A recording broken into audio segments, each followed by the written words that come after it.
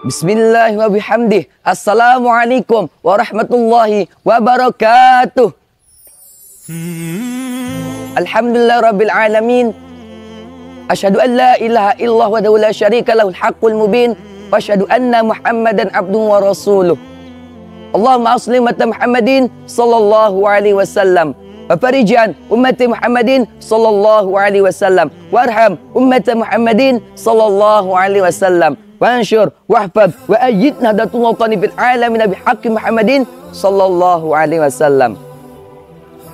Perkenalkan, nama saya Romantiko dari SMKI Rodatul Azhar, Masbage Timur, dan judul ceramah atau tema yaitu keutamaan dalam bulan suci Ramadan. Segala puji bagi Allah yang telah memberikan kita berbagai beribu-ribu macam nikmat, terutama nikmat kesehatan, kesempatan, sehingga kita bisa bermuajah, bisa berkumpul, atau bisa berdiskusi bareng tentang ilmu walaupun sedikit. Kedua kalinya, sholawat serta salam kita aturkan kepada junjungan alam Nabi kita, Nabi besar Muhammad sallallahu alaihi wasallam, yang telah membimbing, merombak umatnya dari alam kegelapan menuju alam terang-menerang, dari jalan berliku-liku menuju jalan yang lurus. Dengan kata lain, ihdinas siratal mustaqim. Di bulan suci Ramadan adalah bulan di mana bulan yang penuh berkah, karena bulan Ramadan adalah bulan yang sangat istimewa bagi umat Islam di seluruh dunia. Selain menjadi bulan yang suci dan dipenuhi keberkahan, bulan Ramadan juga sangatlah besar keutamaannya. Pertama, di bulan Ramadan Allah Subhanahu wa taala memberikan kesempatan kepada umatnya, kepada hambanya untuk lebih banyak lagi berbuat kebaikan. Sebagaimana firman Allah Subhanahu wa taala dalam Al-Qur'an, ayat surah Al-Baqarah ayat 183, A'udzu billahi minasyaitonir rajim. Bismillahirrahmanirrahim. Ya ayyuhalladzina amanu kutiba alaikumus syiyamu kama kutiba alal ladzina min qablikum la'allakum tattaqun. Ya ayyuhalladzina amanu, hai orang-orang beriman, kutiba alaikumus syiyam, diwajibkannya atas kamu untuk berpuasa, kama kutiba alal ladzina min qablikum, sebagaimana diwajibkan atas orang-orang sebelum kamu, la'allakum tattaqun, agar kamu bertakwa.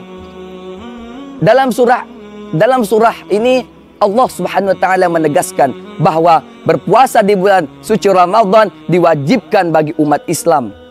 Karena kenapa? Karena di bulan suci Ramadan adalah merupakan kewajiban yang dilakukan umat Islam untuk berpuasa. Selain itu, tujuan puasa adalah mendapatkan tattaqun, takwa atau ketakwaan Allah Subhanahu wa taala.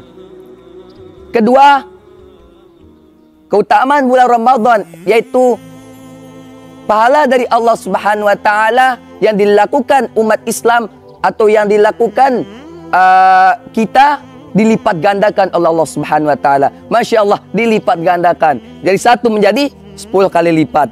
Sebagaimana dijelaskan dalam hadis Rasulullah sallallahu alaihi wasallam, barang siapa yang berpuasa di bulan suci Ramadan dengan iman dan harapan Allah Subhanahu wa taala, maka dosa-dosa yang telah lalu, dosa-dosa yang telah kita perbuat itu akan diampuni oleh Allah Subhanahu wa taala.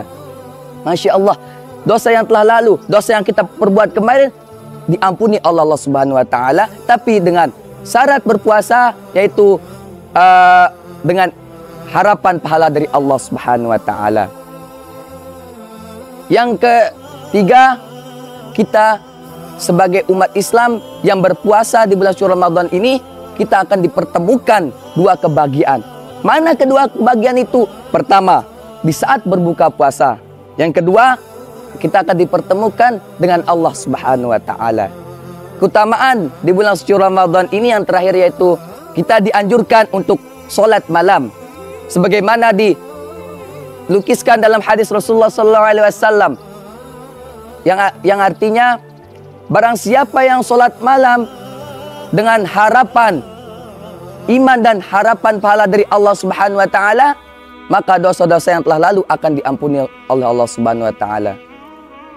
Apa maksudnya? Apa maksud hadis di atas tadi? Bahwasanya sholat malam seperti qiyamul lail atau sholat tarawih, memperbanyak sholat tarawih, tahajud dan sholat-sholat sunnah lainnya, maka dosa-dosa yang telah lalu akan diampuni oleh Allah Subhanahu wa taala.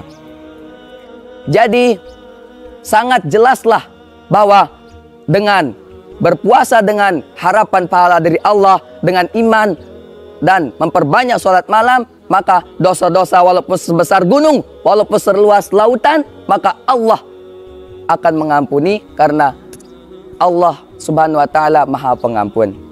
Jadi semoga Allah senantiasa membimbing kita untuk menjalankan ibadah puasa ini dengan penuh berkah. Sekian mungkin dari saya. Wallahu muwaffiq wal hadi ila syabil rasyad. Assalamualaikum warahmatullahi wabarakatuh.